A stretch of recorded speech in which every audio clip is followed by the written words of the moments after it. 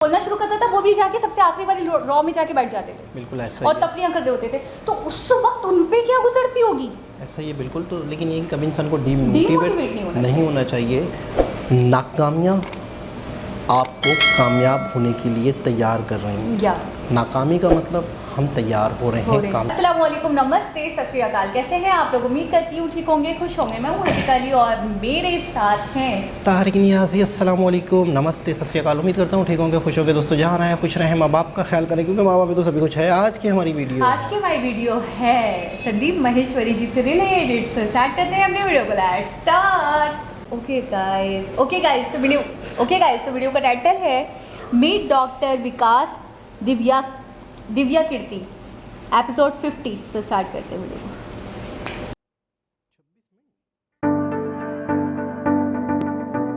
आज जो हमारे गेस्ट हैं यहाँ पर पीछे बैक स्टेज पर, उनको किसी भी तरह के कोई भी इंट्रोडक्शन की जरूरत नहीं है। आप सब लोग उनको बहुत अच्छे से जानते हैं और उनको बहुत प्यार करते हैं।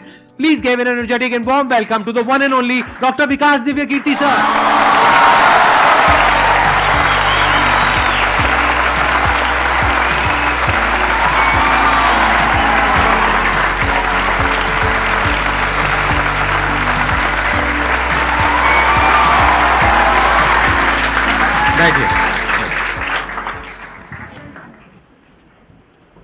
मैं सबसे पहले आपको धन्यवाद देना चाहता हूँ धन्यवाद आपका आने के लिए। Thank you so much. क्योंकि जब से मैंने सीरीज शुरू करी है तब से हमारे कमेंट सेक्शन में कोई भी एक भी ऐसा वीडियो नहीं है जहां पर आपका नाम ना लिखा हो। कई बार मुझे ऐसा लगता है देख करके कमेंट सेक्शन को कि ये मैं अपने चैनल पे आया हूँ या आपके चैनल पे हूँ। मैं सोशल मीडिया पे बहुत कम एक्टिव रहता हूँ तो मुझे आइडिया नहीं था इस बात का, पर मैं थैंकफुल हूँ कि आपने बुलाया, इस लायक समझा कि मैं यहाँ पर आऊँ।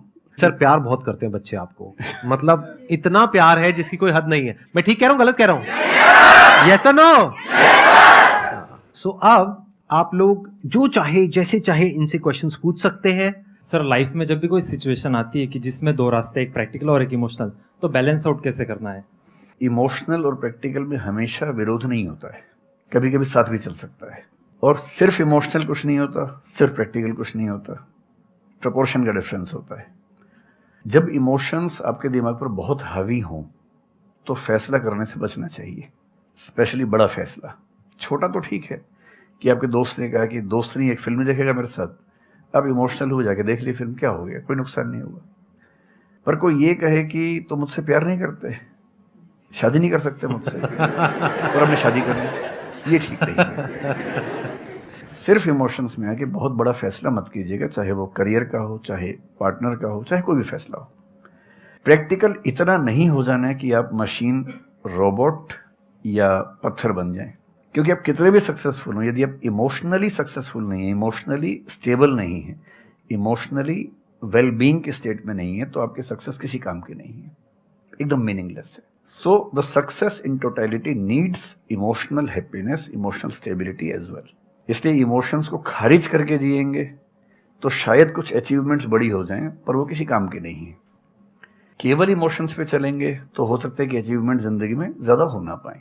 तो बैलेंस की बात है। और सबसे अच्छा तरीका है, जब बहुत इमोशंस हो, इंटेंसिटी बहुत ज़्यादा हो, सिर्फ एक तरीका मैं जो अपनाता हूँ, उस क्षण में फैसला नहीं करना है।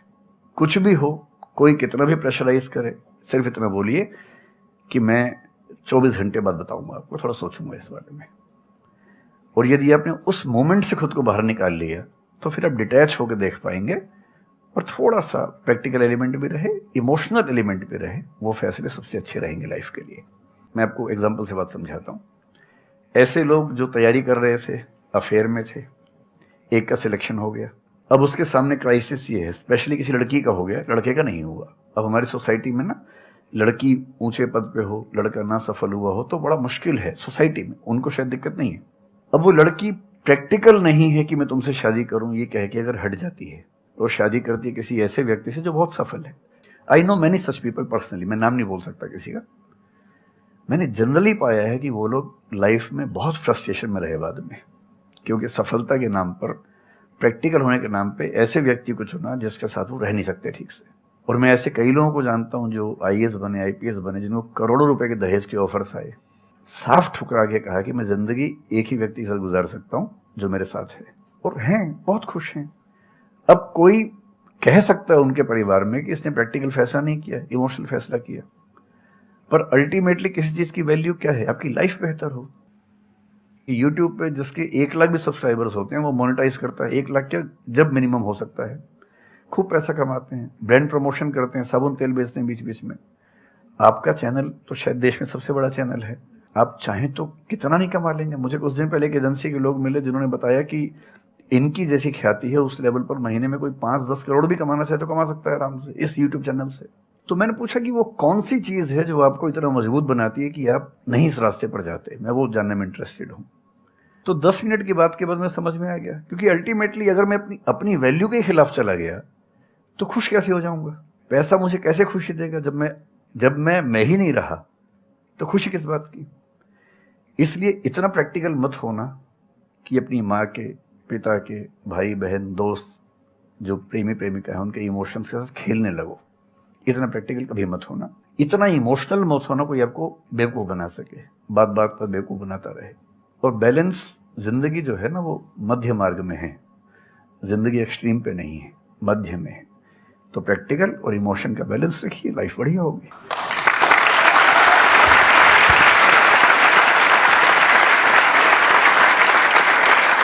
आपने सर इतने अच्छे से एक्सप्लेन किया, मेरे पास में कुछ है ही नहीं बोलने के लिए। यूजुअली मेरे पास में कुछ होता है ऐड करने के लिए, लेकिन आपने पूरा ही उसका ऐसा निचोड़ निकाल दिया। आपने यूट्यूब पे इतना बोला कि सच में नहीं बचाऊंगा आपके पास। 6-7 साल पहले की बात है, मेरी एक स्टूडेंट थी जो सुसाइडल टेंडेंसी की शिकार थी उस समय। उसके घर में कुछ ऐसी ट्रेजेडी, उसकी मदर की डेथ हुई थी, और एक ऐसी ट्रेजेडी जो बहुत ही रेयर किस्म की ट्रेजेडी है जो शेयर करना ठीक नहीं है यहाँ। तो वो मेरे पास आई और मुझे लगा कि आज मैं पहली बार किसी ऐसे व्यक्ति से बात करूं जो डिप्रेशन में है और सुसाइड कर सकता है अगले 1-2 दिन के अंदर अंदर। अब मैं परेशान था कि मैं कैसे मैनेज करूं, और मुझे मोटिवेशन की ऐसी जानकारी उस समय तो बिल्कुल नहीं थी, बाद में थोड़ा बहुत पढ़ा। तो मैंने उससे कहा कि अच्छा तुम घर जाओ, मैं कुछ देखता हूँ। फिर मैं घर गया, नेट पे सर्च करना शुरू किया। करते करते मुझे आपका एक वीडियो मिल गया, अनस्टॉपेबल शायद कुछ आपने एक वो बनाया था उस समय। तो मैंने वो थोड़ा सा देखा 10 मिनट का। मुझे लगा कि ये जो है ना, ये इंजेक्शन है किसी मतलब डिप्रेस्ड व्यक्ति को तुरंत मोटिवेट करने के लिए। तो मुझे ध्यान है कि मैंने उसको वीडियो का लिंक भेजा। मैंने कहा देखो, जिंदगी अपने रास्ते पर चलेगी, ठीक हो जाएगी। जब जब मूड ऐसा हो, बहुत डिप्रेसिंग हो, सुसाइडल मन करे, उस समय वीडियो देखना ध्यान से, और कम से कम उस बुरे फेज से बाहर निकल जाओगी। और फिर मैंने वो वीडियो अपने फैमिली में भी 2-3 बच्चों को भेजा जो बच्चे उस क्राइसिस में होते थे। तो मैं बहुत थैंकफुल हूँ उन सब बच्चों की जान बचाने में, क्या बात कर बड़ी भूमिका है। Thank you so much sir, it means a lot to me. ये तो आपने बहुत बड़ी बात कह दी सर, मेरे लिए बहुत बड़ी बात है ये। नहीं, कई बच्चों की जान बचाई होगी आपने ज़रूर। जो वो एक मोमेंट होता है, उस मोमेंट में कोई बचा ले तो लोग बच जाते हैं, वो मोमेंट क्रॉस हो जाए तो फिर चीज़ें बिगड़ जाती हैं। हेलो सर, नमस्ते। नमस्ते सर, बोथ ऑफ यू, मैं हमेशा से आप दोनों की बहुत फ़ैन रही हूँ। मुझे बस ऐसा लग रहा है कि मैं सपना देख रही हूँ, मेरे लिए रियलिटी नहीं है। मुझे बस आपसे ये जानना, मैं हर मतलब एवरी डे 8 से 10 आवर में पढ़ाई करती हूँ, बट मुझे कभी कभी बहुत डीमोटिवेशन आ जाता है कि होगा नहीं होगा, क्या होगा पता नहीं। देखिए, डीमोटिवेशन अगर आपको दिन भर में 1 घंटे आता है, नहीं सर, ऑलमोस्ट टाइम पढ़ाई करने के बाद 2-3-4 दिन के बाद ही होता है, कंटिन्यूअसली नहीं होता। अगर महीने में 4-5 बार आता है और 1-1 दिन के लिए आता है तो इसका मतलब आप एकदम ठीक हैं। अगर कोई व्यक्ति आपको ये कहे कि मुझे डिमोटिवेशन कभी नहीं होता, तो उसको इलाज की ज़रूरत है। आपको ज़रूरत नहीं है, क्योंकि जब आप अपने से बेहतर व्यक्ति को देखेंगे आपको थोड़ा सा इन्फीरियरिटी कॉम्प्लेक्स आएगा, डिमोटिवेशन आएगा। जब आप अपने से कमज़ोर को देखेंगे आपको सुपीरियरिटी कॉम्प्लेक्स आएगा, थोड़ा सा मोटिवेशन ज़्यादा हो जाएगा। जिस दिन टारगेट पूरा हो जाएगा मोटिवेशन आ जाएगा, जिस दिन टारगेट पूरा नहीं होगा डिमोटिवेशन आएगा। जिस दिन टेस्ट में आपके मार्क्स अच्छे आएंगे आप मोटिवेशन के साथ लौटेंगे, जिस दिन खराब आएंगे डिमोटिवेशन होगा। लेकिन ध्यान रखिए, जिस दिन आप मोटिवेटेड हैं उस दिन आप वजह बन गए कईयों के डिमोटिवेशन की। लगातार मोटिवेटेड होना एक मेंटल इलनेस की निशानी है, और लगातार डीमोटिवेटेड होना डिप्रेशन की निशानी। इन दोनों से बचना है। तो डीमोटिवेशन की बहुत हाइप है, इतनी हाइप की ज़रूरत नहीं है। थोड़ा बहुत हो, एंजॉय कीजिए उसको, और जब जब लगे कि ज़िंदगी बहुत ख़राब चल रही है तो मैं जो करता हूँ, अजीब सा लगेगा आपको, मैं कभी कभी शमशान घाट चला जाता हूँ। सच कह रहा हूँ, ये सुनी है आपने वीडियोस में भी कहा है। सच में चला जाता हूँ, या ट्रॉमा सेंटर चला जाता हूँ देखने के लिए। ट्रॉमा सेंटर में जाके 1 घंटा बैठ के आ जाइए, मोटिवेशन आ जाएगा। और शमशान घाट में जाके देख लीजिए कि हम जैसे हमसे कम उम्र के लोग वहाँ जल रहे होते हैं, तो लगता है हम जिंदा तो हैं। अगर मैं थोड़ा सा कॉग्निटिव लेवल पर बात करूँ, एक बहुत बड़ा साइकोलॉजिस्ट हुआ, उसका नाम है ब्रेंटानो, कभी सर्च कीजिएगा उसको। ब्रेंटानो ने ह्यूमन कॉन्शियसनेस को स्टडी किया और उसने ये बताया कि ह्यूमन कॉन्शियसनेस की बेसिक नेचर है कि जो हमारे पास है वो हमें नज़र नहीं आता, जो नहीं है वो नज़र आता है। तो the consciousness of lacking something is the nature of human consciousness. इसलिए इसी बात को एक शेर में, बहुत प्रसिद्ध शेर में कहा गया है, दुनिया जिसे कहते हैं जादू का खिलौना है, मिल गया सो मिट्टी है, नहीं मिला वो सोना है।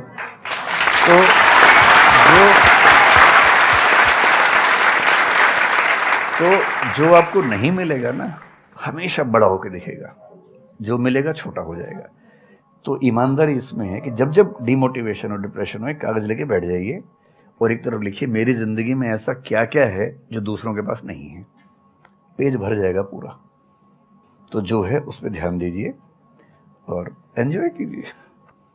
मेरा क्वेश्चन है कि आजकल बहुत लोग बोलते हैं कि एजुकेशन सिस्टम हमारा पुराना हो गया है और बहुत लोग बोलते हैं कि इसे चेंज करना चाहिए और ये सारी चीज़ें बहुत पुरानी हो रही है जो हम अभी करंटली पढ़ रहे हैं।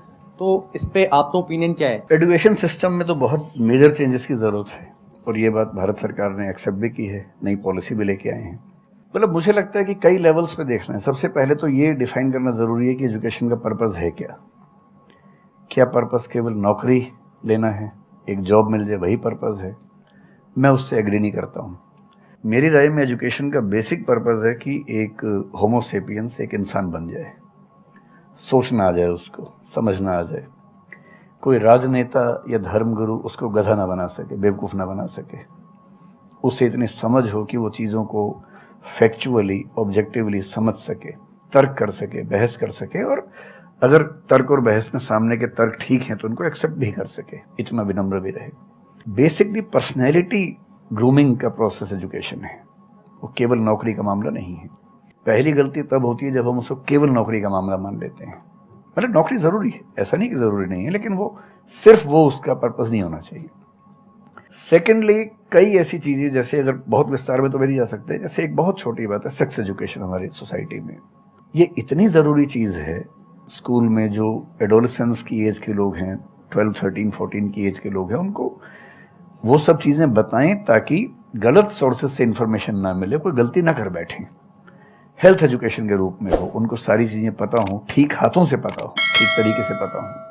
फिर मेरा ख्याल है कि जैसे IITs में अब तो होने लगा है, पहले क्या था कि हम टेक्नोलॉजी सेंट्रिक एजुकेशन पर ज़्यादा फोकस करते थे कि आपने मशीन को समझ लिया, तकनीक को समझ लिया, हो गया, इंसान को नहीं समझा। टेक्नोलॉजी पढ़ने वाले लोग समाज और इंसान से एकदम कटे हुए थे। अब तो ह्यूमैनिटीज़ के कुछ सब्जेक्ट्स पढ़ाने की परंपरा शुरू हो गई है। एक होलिस्टिक एजुकेशन हो। ह्यूमैनिटीज़ वाला बच्चा केवल हिस्ट्री, पॉलिटिकल साइंस, सोशियोलॉजी पढ़ता है, उसको कोडिंग का सी भी नहीं आता, टेक्नोलॉजी बिल्कुल नहीं आती उसको MS एक्सेल भी नहीं पता क्या होता है। टेक्नोलॉजी वाला सिर्फ टेक्नोलॉजी पढ़ता है, वो ह्यूमन ब्रेन को नहीं पढ़ना चाह रहा, सोसाइटी को नहीं पढ़ना चाह रहा। क्यों नहीं एक ऐसी शिक्षा हो जिसमें एक इंटीग्रेटेड अप्रोच हो, होलिस्टिक अप्रोच हो, कि हम खुद तय कर सके कि किस किस एरिया में हमें ज़्यादा जाना है और एक बेसिक अंडरस्टैंडिंग हर चीज़ की हो।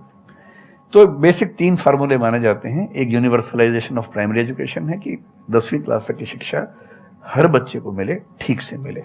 वोकेशनलाइजेशन ऑफ सेकेंडरी एजुकेशन, यानी 11वीं 12वीं की पढ़ाई का पर्पज़ है कि बच्चा ये समझ पाए कि उसको ज़िंदगी में आगे कहाँ जाना है।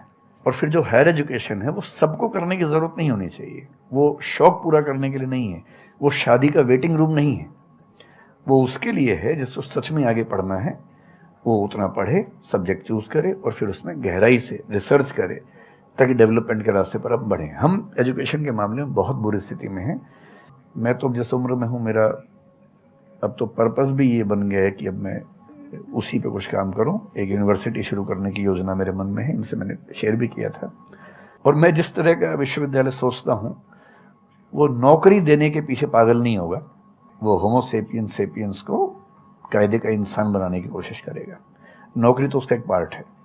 मतलब आप जितने भी सफल लोगों को देखेंगे जनरली, जैसे मैंने इन्हीं से पूछा, ये जिस फील्ड में सफल हैं, इनका जो करियर है, अगर मैं इसको छोड़ भी दूं तो अदरवाइज भी जो इनका करियर है वो उस विषय से जुड़ा हुआ नहीं है जो इन्होंने पढ़ा है ग्रेजुएशन में। मेरा भी नहीं है, आमतौर पे किसी का भी नहीं है। 90% लोगों को मैं देखता हूँ जो सक्सेसफुल हैं, उनके ग्रेजुएशन के सब्जेक्ट में और लाइफ की फील्ड में कोई लिंक नहीं है। तो बेसिक पर्पस क्या है? वो स्मार्टनेस बाहर आ जाए, ग्रूमिंग हो जाए, इंटेलिजेंस है, इमोशनल इंटेलिजेंस है, वो सब जो टूल्स हैं वो उस बच्चे को सीखने को मिल जाए, ताकि फिर वो ज़िंदगी को फेस कर सके, इनोवेट कर सके, नए रास्ते निकाल सके। 1000 रास्ते दुनिया में होते हैं। तो सच बात है कि काफ़ी चेंजेस की ज़रूरत है और आप और हम मिलकर करेंगे चेंजेस। एजुकेशन वाइज अगर देखा जाए तो मैंने बहुत ज़्यादा कुछ नहीं किया है अपनी लाइफ में, बट मेरे स्टैंड पॉइंट से अगर आप देखोगे कि एजुकेशन क्या है, तो एजुकेशन का सबसे बड़ा गोल ये है कि एक इंसान का दिमाग खुले, बजाय कि उसका दिमाग इतना नैरो डाउन हो जाए कि उसको लगे कि बस यही अगर हो गया तो सक्सेस है, ये नहीं हुआ तो फेलियर है। आप अनगिनत तरीकों से अपने गोल को, अपने पर्पस को, या जो भी आप करना चाहते हो उसको अचीव कर सकते हो। एजुकेशन का सबसे बड़ा गोल ये होना चाहिए, और वही मेरी कोशिश है अपने इन सेशंस के थ्रू करने की, कि एक इंसान का दिमाग खुल जाए, उसके दिमाग में एक पॉसिबिलिटी माइंडसेट आ जाए, ना कि एक लिमिटेड माइंडसेट हो कि बस ये हो गया तो बहुत है। अब प्रॉब्लम क्या है, ये जो लिमिटेड माइंडसेट है ये बहुत लोगों का है, करोड़ों लोगों का है, तो वहां पे कंपटीशन भी बहुत है। पॉसिबिलिटी माइंडसेट जबकि देखा जाए तो ज्यादा इंटरेस्टिंग है, लेकिन बहुत कम लोगों का है और वहां पे कंपटीशन कम है। और पॉसिबिलिटी माइंडसेट क्या होता है कि कोई भी काम अगर मैं कर रहा हूं, अगर वो नहीं हुआ तो इसका मतलब ये नहीं है कि मैं फेल हो गया, इसका मतलब ये है कि मैं क्रैक नहीं कर पाया। There has to be a way. ये एजुकेशन काम अगर कर दे तो रियल एजुकेशन हो गई हमारी। मतलब एक इंसान को, हाँ सॉरी, थॉमस एडिसन बल्ब के आविष्कार में लगा हुआ था, हाँ जी, 1000 बार फेल हुआ। तो किसी ने उससे पूछा कि यार तुम बार बार करते होता तो है नहीं तुमसे, क्यों कर रहे हो? तो उसने पता है क्या कहा? हर फेलियर के बाद मैं ये जानता हूं कि बल्ब इस तरीके से भी नहीं बन सकता, और अब मैं 1000 तरीके जानता हूं कि इन तरीकों से नहीं बनेगा, और उसके बाद वो तरीका ईजाद हुआ जिससे बना। एजुकेशन से एक इंसान का दिमाग इतना खुल जाए कि सबसे पहली चीज तो उसको ये समझ आए कि मैं कुछ भी नहीं जानता हूं। हाँ, एकदम ठीक बात है। एजुकेशन मस्ट बी सच कि वो लाइफ लॉन्ग आपका एक क्वेश्चनिंग माइंड बना ही रहे, कि आप कहीं भी हो, कुछ भी कर रहे हो, आपके दिमाग में क्वेश्चंस चले, questions related to the problems. जो भी आप काम कर रहे हो वो क्या है? अल्टीमेटली प्रॉब्लम सॉल्विंग है, तभी उस काम में वैल्यू है। अगर किसी की कोई प्रॉब्लम ही नहीं सॉल्व कर रहे हो तो उसमें वैल्यू कहां ऐड हो रही है? और वैल्यू नहीं ऐड होगी तो आपको पैसा कैसे मिलेगा? फिर चाहे जॉब हो चाहे बिजनेस हो। सो द आइडिया इज कि आपका दिमाग ये चलना चाहिए, अच्छा ये प्रॉब्लम है ना, पहले तो मुझे नहीं पता है कि इसको सॉल्व कैसे करना है, क्योंकि अगर आपको पहले से ही पता है तो आपको वही पता है जिस तरह से वो प्रॉब्लम सॉल्व होती आई है। That may not be relevant in today's context, but still आप उसको उसी तरह से सॉल्व करोगे जिस तरह से सब कर रहे हैं। वहां पर कंपटीशन है, फिर आप कहोगे कि कुछ हो नहीं रहा है। सो द आइडिया इज कि पहले तो ये प्रॉब्लम है जो मुझे अच्छे से समझ आई, मैंने इस पे फोकस किया, अब इसको सॉल्व करने के इन्फिनिट तरीके हैं, एक रास्ता नहीं है, बहुत सारे रास्ते हैं, मुझे पता नहीं है। This is the goal of education, कि मुझे नहीं पता है लेकिन पता किया जा सकता है। This is another goal of education. उसमें से कुछ तरीके काम करते हैं, कुछ नहीं करते हैं, यह भी हमको क्लियरली पता होना चाहिए। मतलब your personality must be dynamic, it must not be static. जैसे मैंने देखा है बहुत लोगों को जो मुझे मिलते हैं, कुछ लोग हैं उसमें से जो, जैसे मैं सर से मिला, अभी ऑफ कैमरा हम लोग बैठे हुए थे, डिस्कशन कर रहे थे, तो it was a great experience sir, आपके साथ में बैठ करके जिस तरह से, जिस ठहराव से सर बात कर रहे थे, जिस तरह से चीज़ों को सुन रहे थे, समझ रहे थे, और मैं क्वेश्चंस पूछ रहा था, ये मेरे से क्वेश्चंस पूछ रहे थे, तो there was a conversation which was going on. On the other hand there are some people जिनसे मैं कभी कहीं मिला तो उनकी अप्रोच क्या है कि मुझे सब पता है, वो गड़बड़ हो जाती है। शिक्षा की दुनिया में बहुत प्रसिद्ध कहावत है, भारतीय अगर परंपरा में देखें तो विद्या ददाति विनयम एक बहुत प्रसिद्ध कथन है। अगर कोई पढ़ा लिखा आदमी अपने ज्ञान की वजह से अहंकार करे तो मान लीजिए कि वो पढ़ा लिखा नहीं है, पढ़ाई उसके दिमाग पर हावी हो गई है, अभी उसको अंदाजा नहीं है कि कुल संसार के ज्ञान में उसकी हिस्सेदारी डेसिमल में भी नहीं है। और जिसको ये पता है कि मेरा ज्ञान बहुत करना, वो विनम्र ही रहेगा।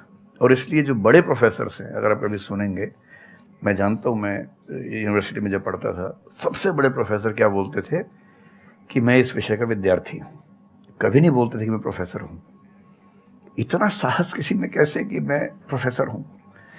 अरे आप जिंदगी भर स्टूडेंट बने रहेंगे तो ही काफ़ी है, उससे बड़ी बात तो सोचनी भी नहीं चाहिए। बहुत बड़ी बात कही सर।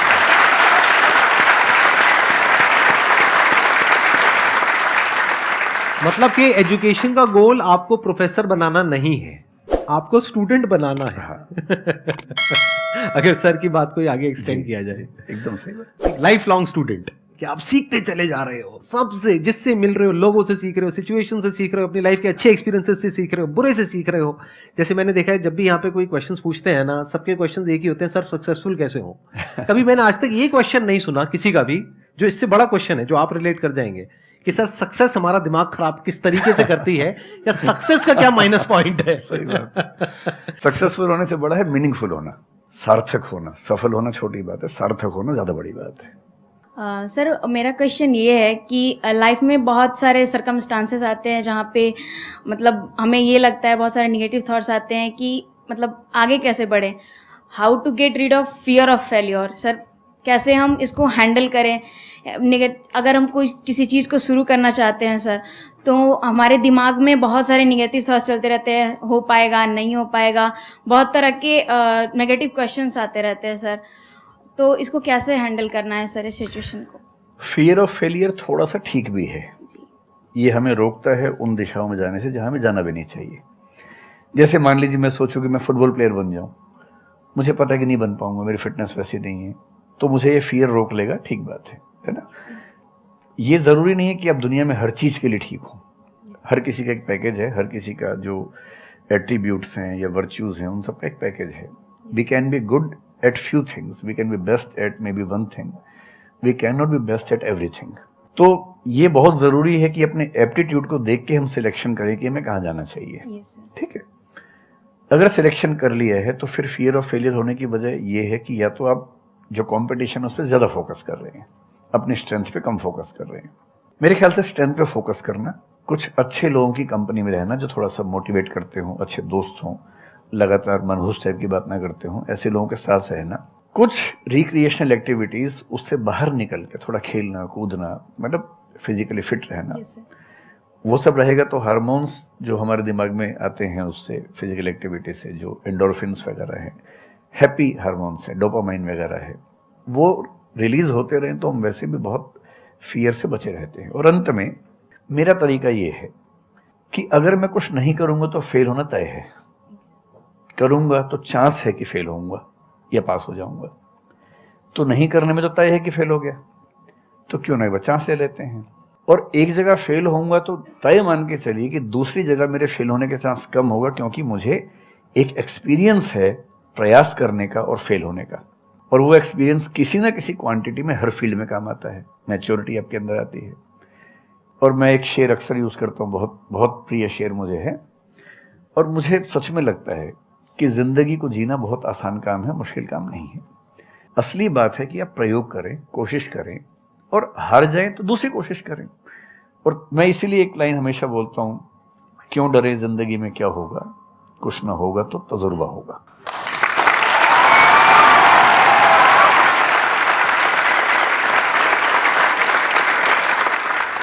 मुझे भी सर के जैसे मोटिवेशनल स्पीकर बनना है सर, पर मैं ये सोचती हूँ कि अगर मैं वीडियो बनाऊँगी, कंटेंट बनाऊँगी, तो सदीप सर को छोड़ के या फिर बहुत बड़े बड़े मोटिवेशनल स्पीकर्स हैं उनको छोड़ के मुझे देखेगा कौन। मतलब ये मेरे अंदर थॉट्स आते हैं कि अभी मेरा मतलब मैं 19 ईयर की हूँ, तो मैं जब वीडियो कंटेंट बनाऊँगी तो मैं कुछ, मुझे ऐसा मतलब मेरे अंदर ये थॉट है कि मैं कोई बड़ा आदमी नहीं हूँ या फिर कुछ बड़ा नहीं हूँ, तो मैं ये वीडियो कैसे डाल सकती हूँ, लोग क्या सोचेंगे कि मतलब तू ये तो खुद कुछ नहीं है और लोगों को मोटिवेट कर रहा है, ऐसा मेरे अंदर थॉट आता है। पहले या तो कुछ कर लीजिए ज़िंदगी में, उसके बाद मोटिवेट कर लीजिए, और नहीं तो मोटिवेशन एक पूरी साइंस है, साइकोलॉजी से जुड़ी साइंस है, उसको ठीक से पढ़ के रिसर्च करके उससे बात कीजिए। शुरू में तो जब इन्होंने भी शुरू किया होगा, कहाँ शुरू में लोग जानते होंगे, बड़ी लंबी स्ट्रगल होती है, किसी भी फील्ड में इतनी लंबी स्ट्रगल है। देखिए जो आदमी सफल है ना, आप ये जो हमारा वर्तमान है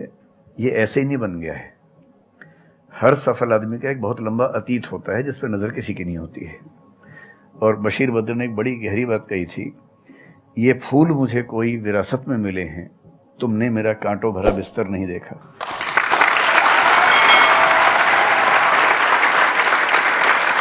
कितने साल तक ये लहूलुहान हुए होंगे, रोज छिला होगा शरीर, तब जाके लोगों ने पहचानना शुरू किया होगा। लगातार काम करने से, जिसको कंसिस्टेंसी कहते हैं, परसिवरेंस कहते हैं, बात बनती है, आपकी भी बनेगी। मैं तो कई ऐसे लोगों को जानता हूँ जिन्होंने एकदम स्क्रैच से शुरू किया और उसके बाद वो टॉप पे पहुंचे। आपने अपने क्वेश्चन में दो बातें टच करी, एक कि आपको मोटिवेशनल स्पीकर बनना है, एक है कि फियर ऑफ फेलियर है। एक तो ये फियर ऑफ फेलियर को हटाइए। अगर आपको मोटिवेशनल स्पीकर बनना है तो अपने माइंडसेट को रखिए एक्सपेरिमेंटल माइंडसेट। आप ये समझिए life is like an experiment. एक साइंटिस्ट का माइंड कैसा होता है, वो ये थोड़ी ना सोचता है कि मैंने ये एक्सपेरिमेंट किया, ये फेल हो गया तो क्या होगा। उसको पता है failure is the part of success. जब तक 20-30 बार, 50 बार, 100 बार कोई एक्सपेरिमेंट फेल नहीं हुआ, इसका मतलब वो कुछ नया ट्राई नहीं कर रहा।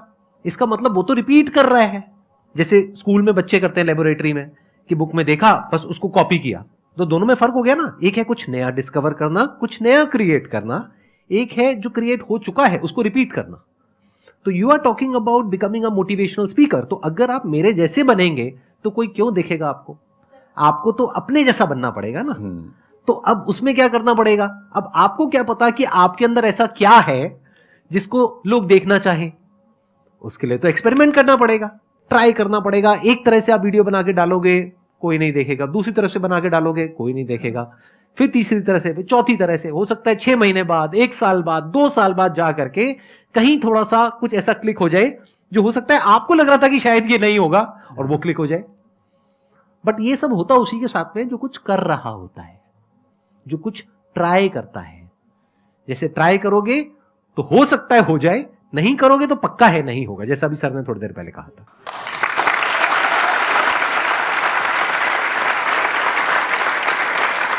Thank you so much sir यहां पर आने के लिए।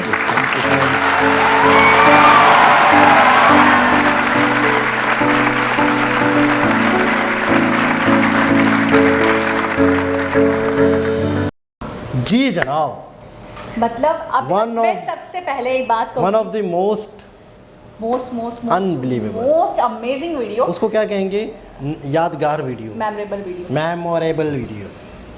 अच्छा सो सारा जो फ्लो था ना अच्छा। मेरा, जो मेरा एक जोश था, अनफॉरगेटेबल वीडियो, बहुत आला, एक बहुत आला। बलबला था, खत्म, टाटा बाय बाय। इतनी महान हस्तियों के बाद को देखने के बाद आपको क्यों देख लेती हूँ?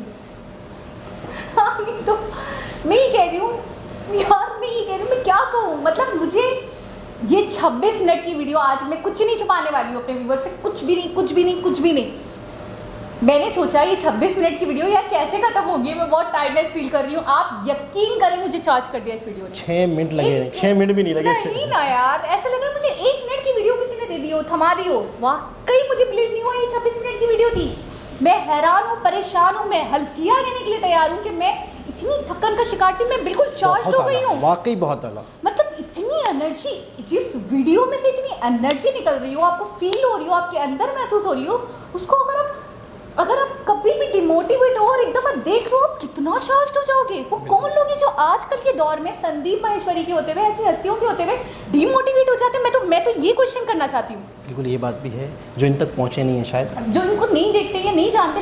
मैं हैरान हूँ, आजकल का वो दौर है। मैं तो ये कहूँगी, ऐसे मोटिवेशनल स्पीकर्स के आने के बाद कोई एक व्यक्ति भी इस दुनिया में, इस प्लानेट में नहीं होना चाहिए जो डिमोटिवेट हो। सबसे खूबसूरत बात जो बहुत कम लोग इस चीज़ पे बिलीव करते हैं कि अगर अच्छा मोटिवेशन, किसी चीज़ को करते रहना ये भी ज़रूरी नहीं है। इन्होंने एक बहुत खूबसूरत बात की कि हो सकता है आप कुछ और पैकेज हो, पता नहीं आप कौन से पैकेज हो। बिल्कुल। हर इंसान का अपना एक टैलेंट होता है, हर इंसान के अपने अंदर एक गुण होते हैं। बिल्कुल ऐसे ही। हर इंसान अल्लाह पाक ने एक कोई ना कोई सलाहियत के साथ भेजा है उसे। ठीक है ना, तो आप कहीं ना कहीं कुछ ना कुछ हो। और दूसरी चीज़ बहुत अच्छी खूबसूरत बात कि कभी भी ज़िंदगी में अगर आपको नेगेटिव थॉट्स आते हैं तो वो नेचुरली हैं, वो आना चाहिए। वो नहीं आते तो इलाज की ज़रूरत तो है। नेचुरली हैं। उस पर भी इंसान ये नहीं कि यार मुझे ये आ रहा है। आप अगर पॉजिटिव हो तो आप तो अजीब हो। आप यकीन करें, इतनी मैं ही कहूँगी, कोई लाखों रुपए लेकर ये बात बताता तो शायद मैं लाखों रुपए भी देने के लिए तैयार हूँ। ये इतनी बेशकीमती बात है कि वाकई आप अपने पल्लू से अपने पास गिरा करके रख लो, उसको बांध लो। उन्होंने कहा कि जब आप मोटिवेट होते हो तो कितनों को डिमोटिवेट करते हो। क्यों? जब आपके मार्क्स अच्छे आते हैं, जब आप खुश होते हो, तो आपकी वजह से कितने डिमोटिवेट होते हैं। बिल्कुल ऐसा ऐसे। भी है ना, तो जब आप डिमोटिवेट होते हैं तो अपने नीचे से वाले लोगों को देखो जो नहीं कर सकते, जो नहीं कर रहे, आप तो फिर भी बहुत बड़ी। और दूसरी बात ये, हमारे अंदर एक आदत है, हमें जो मिला है, हमारे जो नसीब में है, उससे हम कहते हैं कुछ भी नहीं है, ये तो मट्टी है, ये तो सबके पास है। हमें जो नहीं मिला है वही हमारे लिए बड़ा बेशकीमती है, वही हमारे लिए सोना है, वही हमारे लिए सब कुछ कह है। रहे हैं ना कि जो हमारे पास होता है वो दिखता नहीं है, दिखता ही नहीं है। और जो नहीं होता वो दिखता है। क्यों? क्योंकि वो वहाँ है और जो है वो यहाँ है। तो यहाँ तो हमारी आंखें नहीं जा रही, हमारी आंखें सामने लगी होती हैं।